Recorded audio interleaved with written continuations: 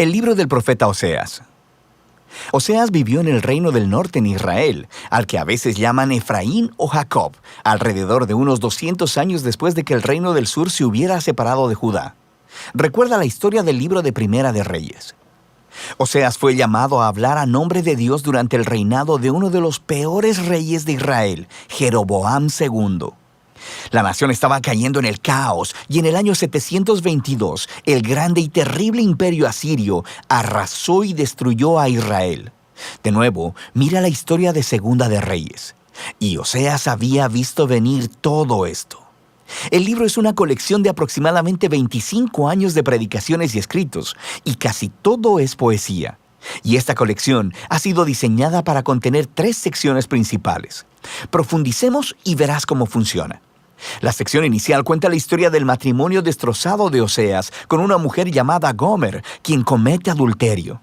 Ahora, no es completamente claro si Gomer se acostaba con otros hombres antes o solo después de que se casaron, pero ellos tuvieron 3 hijos y luego las cosas se desmoronaron. El punto importante es que Dios le dice a Oseas que a pesar de la infidelidad de Gomer, él debe ir a buscarla, pagar sus deudas a sus amantes y comprometerse en su amor y fidelidad hacia ella una vez más.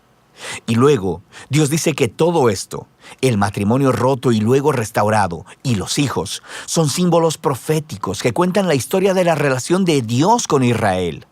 Dios ha sido como un marido fiel a Israel. Él los rescató de la esclavitud, los llevó al monte Sinaí, donde entró en un pacto con ellos. Les pidió ser fieles únicamente a Él.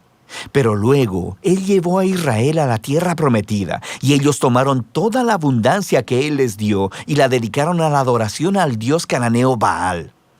Así que Dios tiene una razón legítima. Él podría terminar el pacto y divorciarse de Israel, y Él considera el hacerlo. Pero en lugar de ello, Él les dice que va a buscar a Israel de nuevo y que renovará su pacto con ellos, y les explica por qué. Es solamente por su propio amor, compasión y fidelidad. Después, Oseas describe lo que todo esto significa. Él dice que las consecuencias por la rebelión de Israel serán la derrota inminente por las otras naciones y el exilio, pero que hay esperanza de una restauración futura.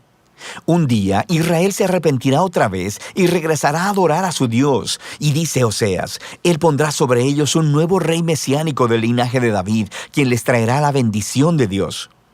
Y así, esta sección introductoria nos presenta todas las ideas principales del libro.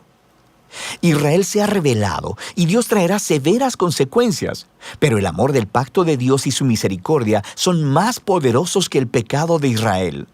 Así que en las secciones restantes del libro, la poesía de Oseas desarrolla estos temas con mayor profundidad. Tenemos 2 colecciones de las acusaciones y advertencias para Israel, y luego cada una de estas concluye con un poema lleno de esperanza acerca de la misericordia de Dios y de la esperanza para el futuro. De manera que en los capítulos del 4 al 10, Oseas explora las causas y los efectos de la infidelidad de Israel. Él dice una y otra vez que a Israel le falta conocimiento o entendimiento de Dios. La palabra hebrea conocer, que es yadá, es más que solo una actividad intelectual. Describe conocimiento personal y relacional.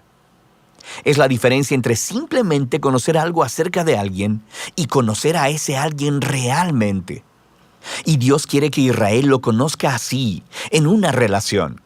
Quiere que experimenten su amor por ellos y que éste se convierta en la clase de conocimiento que transforme sus corazones y sus vidas para que lo amen como respuesta. Y esta es la razón por la que Oseas está exponiendo constantemente la hipocresía de la adoración de Israel. Él les muestra constantemente cómo están rompiendo los 10 mandamientos y cómo están permitiendo graves injusticias en sus comunidades. Y luego van a sus templos sagrados y ofrecen sacrificios a Dios como si todo estuviera bien, pero no está bien. Y no solo por su hipocresía, sino porque también están adorando a todos estos otros dioses. Muchas veces Él menciona sus altares a Baal en las ciudades de Betel y Gilgal. Y ellos no solamente han entregado su lealtad a otros dioses, también Oseas acusa repetidamente a Israel de confiar en sus alianzas políticas con Egipto y Asiria. En lugar de confiar en que Dios los protegerá, ellos quieren hacerse similares a esas otras naciones y confiar solamente en el poder militar. Y Dios dice que todo se les vendrá abajo, porque dentro de muy poco tiempo, Asiria los traicionará y vendrá a desolar sus tierras. Y en esta otra sección de advertencia, Oseas da una lección de historia sobre el antiguo Israel para mostrar cómo esta familia ha sido infiel desde el principio. Él alude a la traición y a las mentiras del patriarca Jacob. Recuerda a Génesis 27 y 28. Él alude a la rebelión de Israel en el desierto. Recuerda el libro de Números. Él alude al nombramiento del corrupto rey Saúl, quien llevó al pueblo al pecado y al desastre. Recuerda las historias en Primera de Samuel. Y todo esto es la manera de Oseas decir que algunas cosas en esta familia nunca cambian. Así que, ¿qué esperanza tiene Oseas? Bueno, sabemos por el capítulo 3 que Dios hará algo para salvar y restaurar a su pueblo, y eso es lo que exploran estos dos capítulos finales. El capítulo 11 es hermoso. El poema muestra a Dios como un padre amoroso que crió a su hijo Israel y luego compartió todo con él. Pero el hijo creció y se rebeló contra el padre, aprovechándose de su generosidad. Entonces, en este poema, Dios está emocionalmente destrozado. En un momento está enojado y naturalmente dice que traerá severas consecuencias, pero al siguiente está quebrantado de corazón. Y luego, Él dice que es movido por su misericordia y compasión y que Él perdonará al hijo que ama.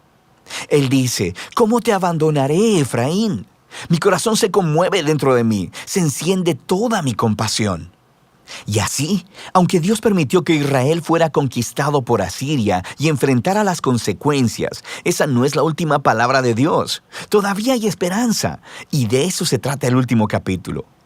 Oseas llama a Israel a arrepentirse y a volverse a su Dios, pero él sabe que no durará porque nunca lo ha hecho antes. Y Dios dice que un día Él sanará su apostasía y les amará generosamente. Dios continúa describiendo a este nuevo y restaurado Israel como un árbol frondoso que tendrá raíces profundas y amplias ramas, y le ofrecerá sombra y fruto a todas las naciones. Es una imagen de la promesa de Dios a Abraham, de cómo Israel se convertirá en una bendición a las naciones. Y Dios está diciendo, si todo esto va a suceder, se requerirá de un acto de la gracia y del poder sanador de Dios para reparar el profundo quebrantamiento y el egoísmo pecaminoso del corazón humano, para que el pueblo de Dios pueda recibir su amor y amarlo de vuelta. Eso es lo que Dios promete hacer.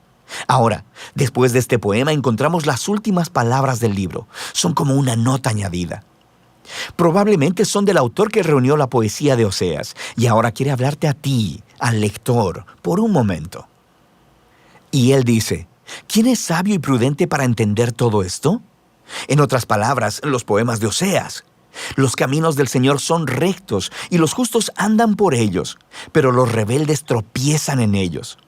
Así que el autor quiere que sepas que la poesía de Oseas para el reino del norte, Israel, no está encadenada al pasado. Esta revela profundas verdades acerca del carácter de Dios, de sus propósitos y de la naturaleza humana. Y aunque Dios debe y trae su justicia sobre la maldad humana, su propósito final, su corazón, es sanar y salvar a su pueblo. Y de eso se trata el libro de Oseas.